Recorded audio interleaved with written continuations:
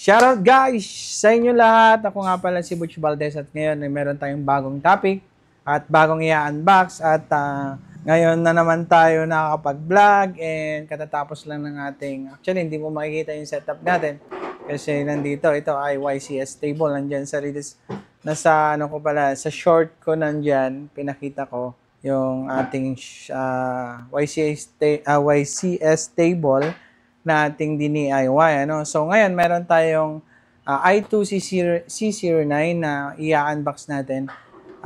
Hindi na sana ako kukuha na ito kasi may tester naman tayo. Pero nakita ko yung mga technician nagsisibilihan nito. Hindi ko alam kung ano meron. So nakita ko rin and naghanap ako ng tutorial na Pilipino, wala akong makita. So ngayon titignan natin kung paano ba ito gamitin, ano? So walang nagba-vlog na, no, sa mga pagdating dito. So ngayon ay pag titingnan natin, unbox natin, hindi ko pa rin naman ito alam gamitin. Ang maganda kasi dito is mayroon siyang display na pwedeng i-share. Ba, magba-vlog ka, mayroong magpapakita na display, ano, na sa screen kung ano yung nangyayari. Ito na nga siya guys at switch muna natin. Ayan. So nakalagay dyan. Ayan. i2CC09. And ito yung kanyang box. And ito naman yung kanyang mismong device. Yan yung tester, no? Yan, ganyan siya. Ayan. Oh, meron siyang mga button na to. M1, M2, okay, saka back. So, nandito yung mga, wala pala siyang kasamang lagayan ng tester, no? Wala siyang kasamang probe ng tester. So, meron lang siyang banana cable para sa power supply. Hindi ko lang alam kung mayroong fast charging ito. Ito yung out niya, out din dito. Subukan natin, guys. So, ang sabi, dapat daw sa PC, ano, sa PC, ilalagay mo doon sa PC. Dito sa power supply.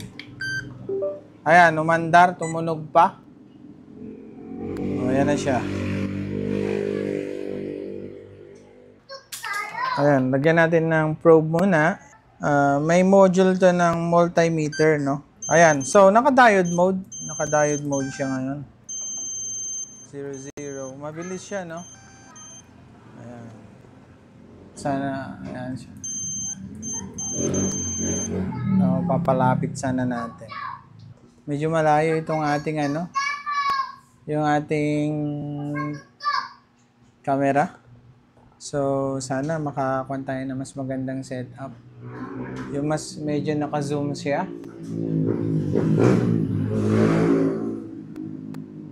Okay, so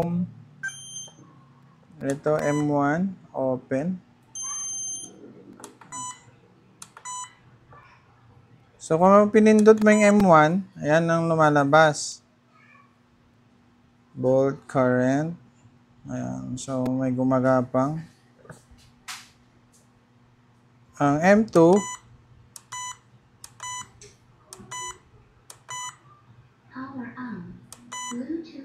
parang tumitigil lang yung M2, parang yung nagpi-play.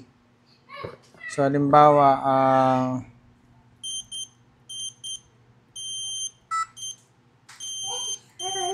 yung okay,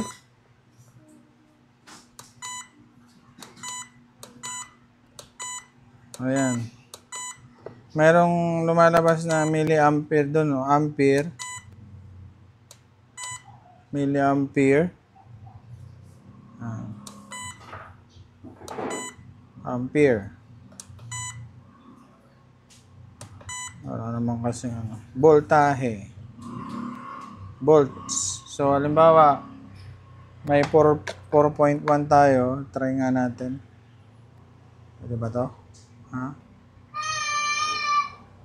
Hindi pwede. Naka multimeter. Hindi ko alam gamitin to. Yan. Watts.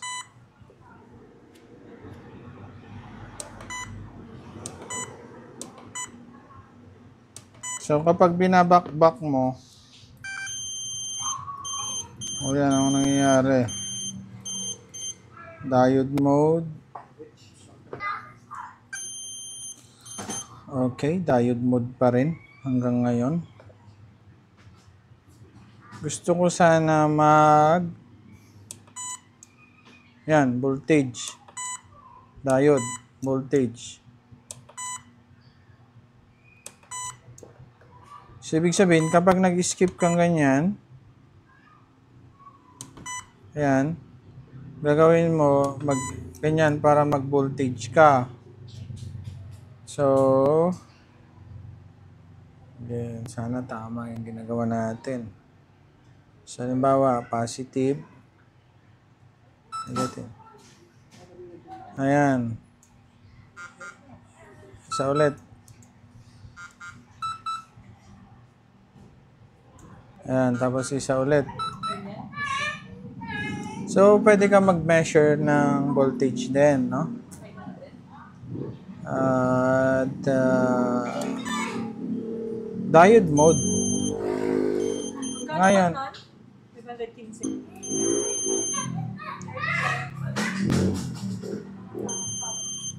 so, ibig sabihin, itong dito, sa kapag nag-skip ka, no?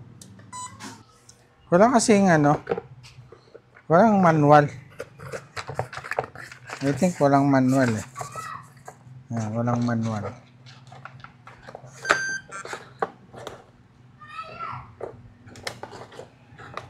Walang manual. So, ayan. Pag pinindot mo pala ito, halimbawa, pag open mo, ayan. Nung makikita mo kung makikita mo itong itong tag dito yung pinaka-icon, mayroong diode mode na nakalagay, no? Sige nga. So, malalabas doon open. O, yan, open. Short, 0. Oh.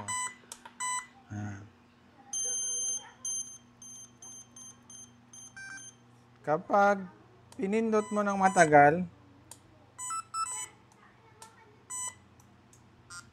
yan, voltage naman. Yan, so kapag pindot kang ganyan, 4 point negative, baliktad eh. Pag pinunta mo dito, clip mo yung positive sa positive. Tama. So, yun yung pag-option niya lang. Diode mode, saka voltage.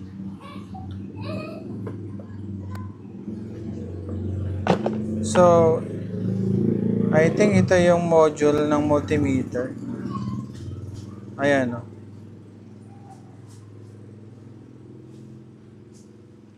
Ano kaya to?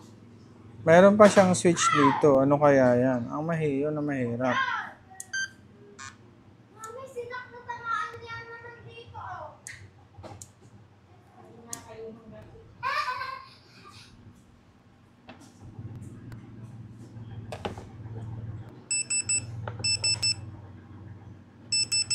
Over 5 volts.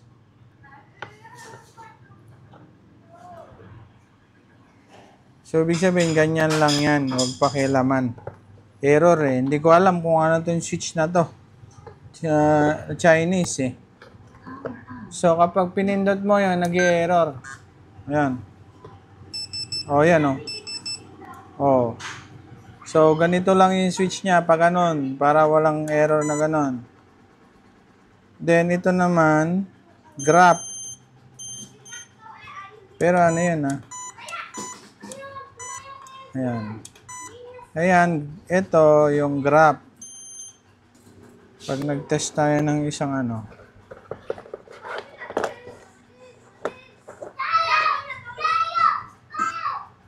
Yan. Diode value, positive sa body ground. So, maganda sa kanya, tumutunog siya kapag, halimbawa, shorted. Unlike sa tester, yung diode value hindi tumutunog, no? Sa tester kasi, unlike nito, pag sa diode value, dito kailangan po mag-beep mode. Ayan, beep mode niyan bago tumunog, no? Pero dito, kapag sa ground to ground, ayan, 0, 0 lang. Di tumutunog. Ang mainam dito sa ano, sa tester pala na to. Ayan, at least na i-compare natin, no? Tumutunog na. Ayan, nakikita mo na kaagad yung ayan, no? Diode value. O, baliktad. O, 0.333. Yung 7213. I think yun yung ohms. I think, ha? Okay, so yun yung nasa taas muna ang alam natin. Yun nasa baba, hindi ko alam. And then, pag pinindot mo ito, mayroon ulit voltage.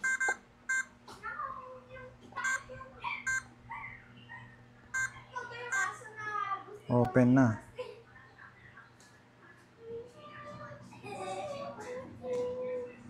$739.2. Ito, I think dito yan. Pag mayroon kang pinasok na kuryente. So, magta-try tayo. Maglalagay tayo ng kanyang banana cable sa papasok dito sa power supply. Ay, galing sa power supply. Ground. Negative. Positive dito. Then, lagay din natin sa power supply natin. Ayan, mayroon na tayong sinaksakan natin ng 4 volts galing sa power supply. Hindi ko mapakita kasi wala na akong ibang kamera. And for example, lagyan natin ng negative, positive dito sa ating pang boot cable, ano. So ngayon, testerin natin kung ano yung lalabas dyan. Dito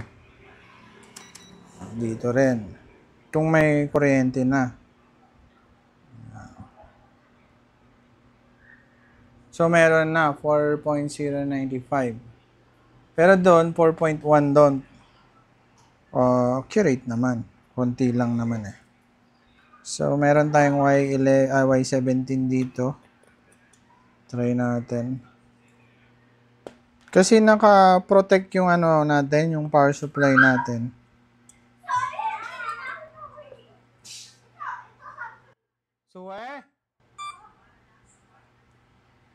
So, ayan. Yan yung kinakain niyang current. Yung 250 milliamp. So, 345. So, maandar na yan. Ayan siya. And then, tignan natin yung graph. Kung may graph. Oh, diba? 300. Yan, nakikita mo yung graph niya.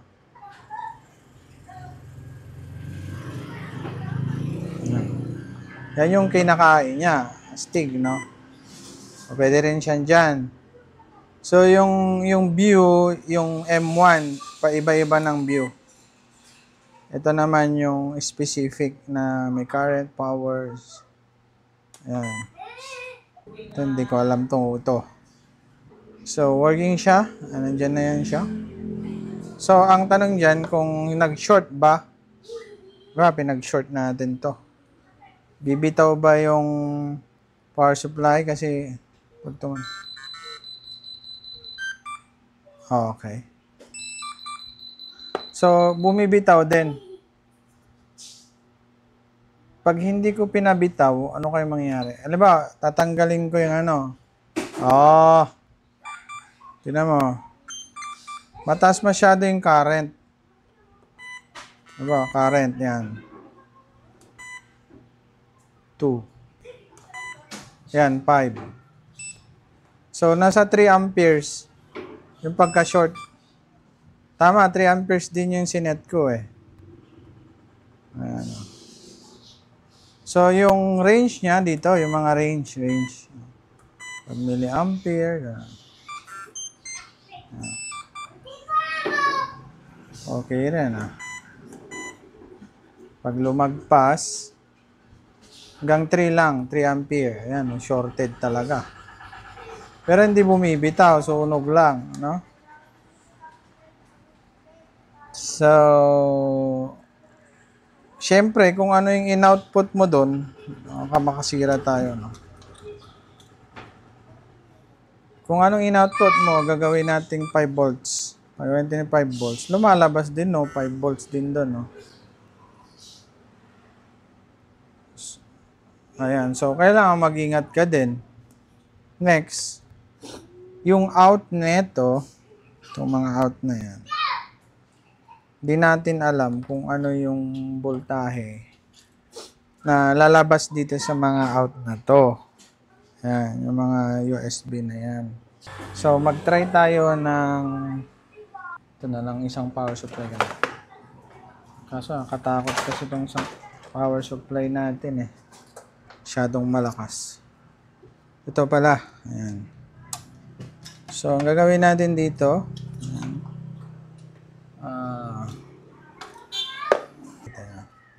ayan, sabihin na natin 4.484 volts or 4.84 volts. Ayan, ilipat natin dyan. Ito kasi walang ano to, walang positive, negative. Ayan. 487 volts. Ayan. So, malalaman natin kung ilan amperahe kapag pinag-short natin yan. Pwede rin naman doon. Pero pag pinag-short natin, 5 milliampere lang. Taasan natin. So, ayan. 1.5 milliampere. 1.5. Ayan. Shorted talaga. So, gagawin natin is test natin ito. Ayoko naman baliktarin yung power supply. Titest natin kung ano yung pinaka-output din ng itong power supply na to, itong nice power na to. Like, yung sa akin kasi Sugon 3005D. Yan kasi is merong ano yan, may protection. Yan. So ngayon, testerin natin kung ilan yung voltahe na lumalabas dito. So 4.8 din. Pag tinaasan ko, tinaasan ko ng voltahe, over 5 volts na siya, oh.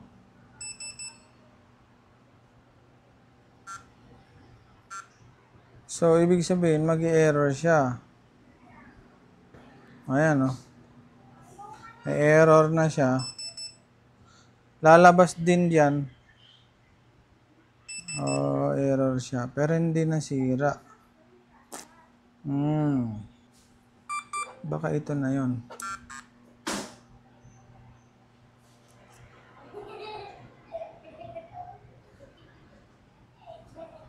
Ito, yung switch.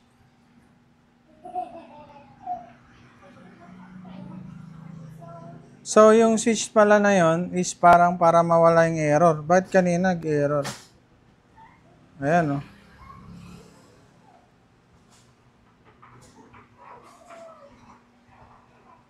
So, ibig sabihin guys, sumusunod din to dun sa voltahe. Kapag sinwitch mo yan, hindi ko alam kung hanggang 30 volts, no? So, tignan natin kung masusunog siya. Gawin natin 30 volts. 28 volts na yan, no? Yan, 28 volts. Oh, diba? 28 volts din. O, over voltage na pag sinitch mo doon. Pag tinanggal mo doon, yan. Ayan, yung pala yun. So, yung switch na ito is para hindi mag-error sa 30 volts pataas. So, siguro maganda yon sa laptop, no? Sa 19 volts. Pero ang gagamitin ko lang talaga dito is pang 5 volts para makaiwas tayo ng sira. Yan. So, makikita mo yung voltahe dyan. Ano?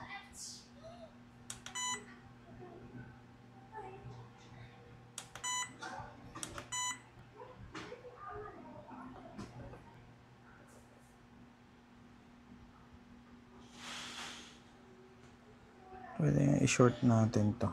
Pag sinort mo yan. Taas. 6 volts. Ba't ang late na lumalabas?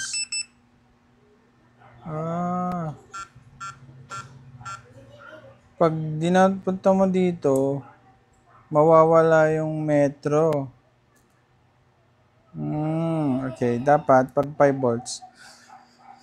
Yan, medyo nahihirapan ako. So, kapag ginanon mo, mawala ng metro. Pero dito, 5 volts lang. Pero may error. Pag lumagpas ka, yan o. Over 5 volts na siya. Okay.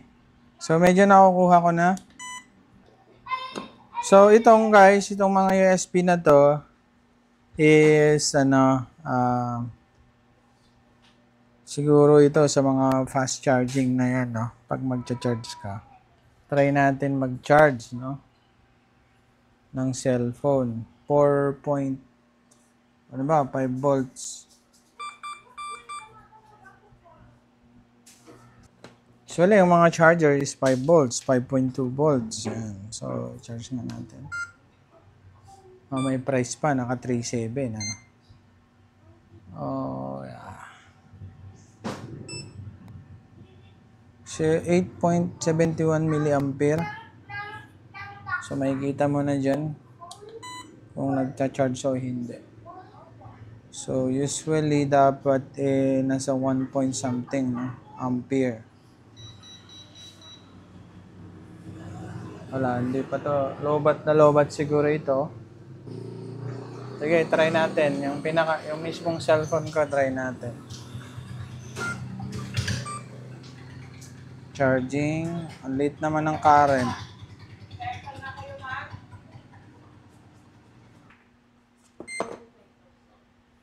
$1.77.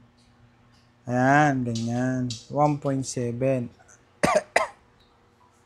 So, siguro, sa mga susunod is, aralin pa natin. And then, tignan din natin yung tinatawag na, companion sa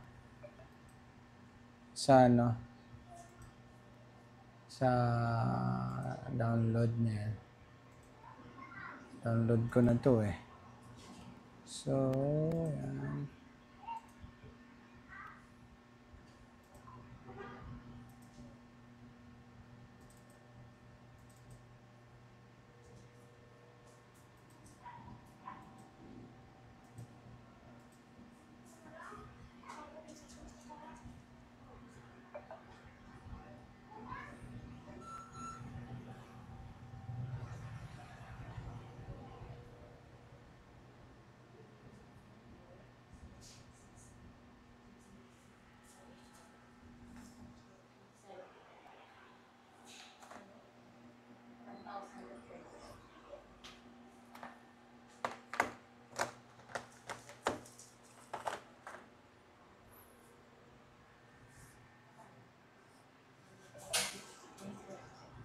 And then, ano kaya ang mangyayari kung isasabay natin yung ibang cellphone?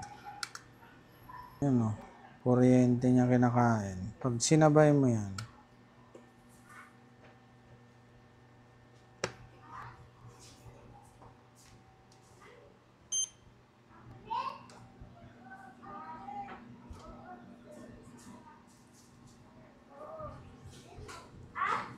sa taas na rin yung amperahe doble.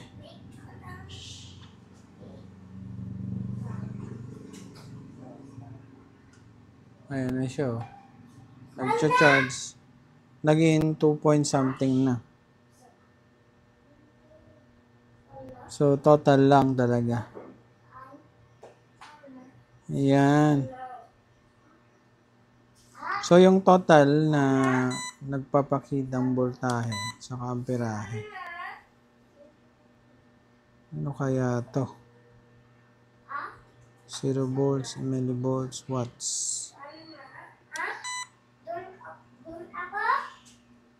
Wala na siya.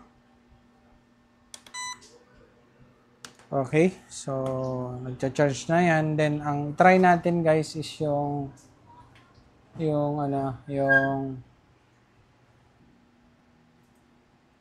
Ayan, I2C tour. Ayan, without. Ngayon, ang problema is, saan ba dito?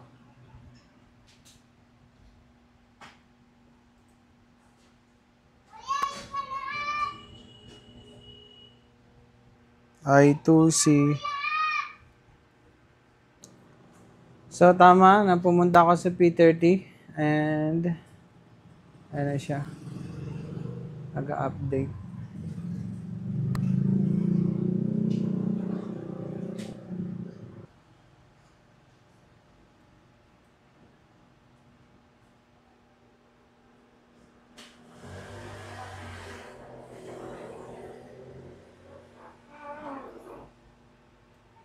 Yan na siya. Language, English. Yan na siya, upgrade. Ayan. So, yan yung sasabi niya, upgrade ng version.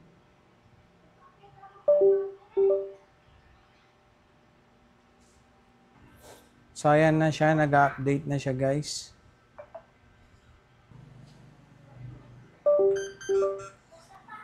Ayan, version 1.10 na. Okay, then, ano mangyayari dyan? Pindutin mo daw yan. Projection. Ano mangyayari dyan? Okay. Ayan na siya. So, maganda nga.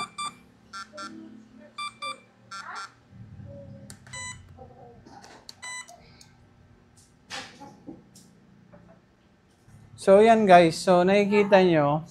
Ayan o. And then, tignan mo. Yung sa screen. So, pag nakikita mo guys, yan o.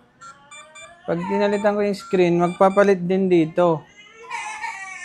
Ayan o. Ibig sabihin, hindi ko alam to. Hindi ko to maintindihan.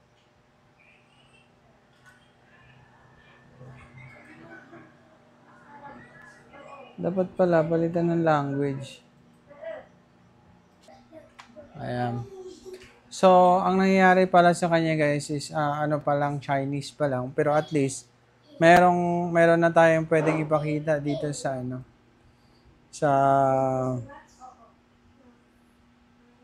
sa screen. Halimbawa, may gusto ko, pag may ginagawa tayo, meron na tayong may ipapakita talaga na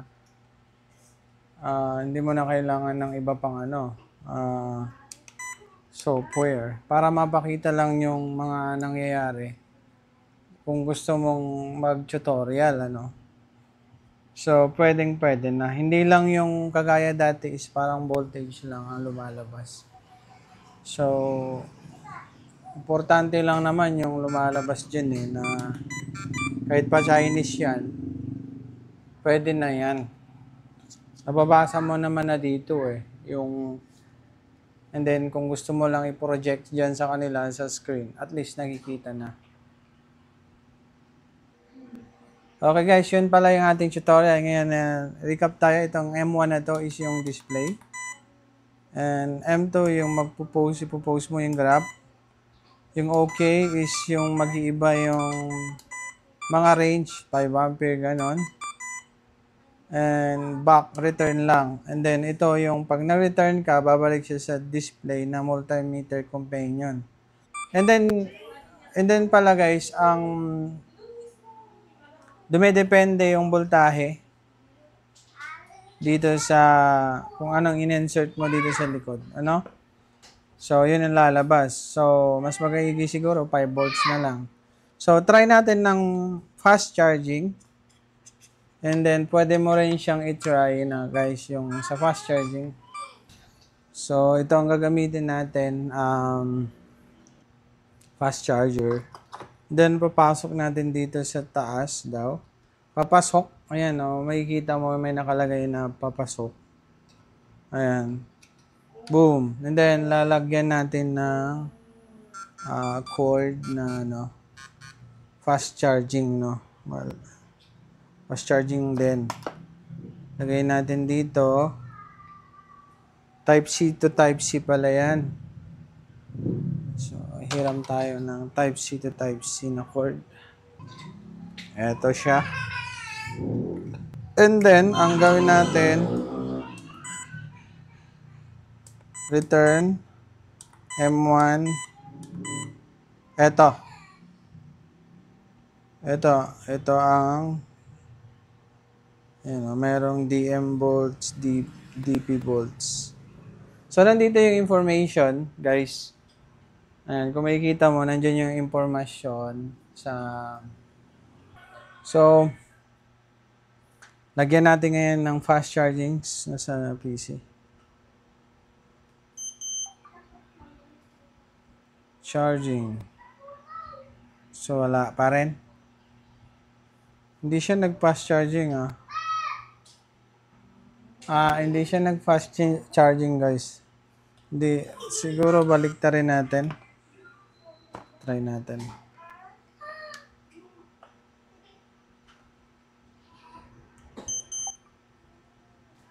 Ayun. So, pag binaligtad ko, nag-fast charging na siya. Ayun, may yellow na yan. Nag 9 volts. Ulitin nga natin. Gawin natin, baliktarin natin. Up. Hindi gumagana yung fast charging niya. So, may makikita ka na dyan mga DM, yung mga data, doon sa voltahe para punta ng Ayan, 9 volts. So, nag-fast charging na siya, babaliktarin mo lang. Kaya, lagyan natin ito ng... So, maganda, lagyan natin ng tanda. Okay. So, ayan na siya, guys. At, meron na tayong pan-display ngayon. Nakikita nyo, goods na to para sa ating pagbablog, Okay, guys. Maraming salamat sa inyo. Hanggang doon na lang yung ating... unboxing, at least nakita nyo yung mga function na itong isang buong function ng C09 at naaral ko na kagad, nakita ko na kagad yung mga function na yan na pwedeng magamit natin, and then wala kasing nagtuturo nag-tutorial at nag-review nito sa YouTube. Hindi ko makita, puro Chinese or So, kung mayroon pang mga gagamitin natin to sa pagre-repair para at least makita natin. So, maganda sa kanya talaga is yung mayroon siyang projection dun sa screen.